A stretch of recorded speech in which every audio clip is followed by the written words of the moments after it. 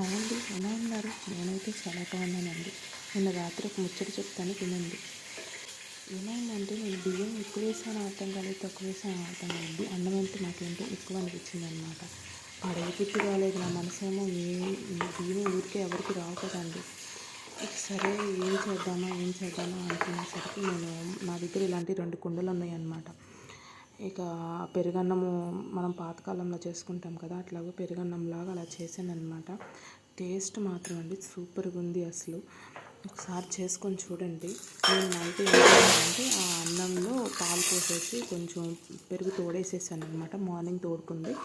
ఇంకా తోడుకున్న తర్వాత తాలింపు వేసేసుకున్నాను. తాలింపులో నేను నూనెను, తిరగమూత గింజలను, కరివేపాకు వేసేసుకొని తాలింపు వేసుకున్నాను అనమాట. కొంచెం ఉప్పు వేసుకున్నాను.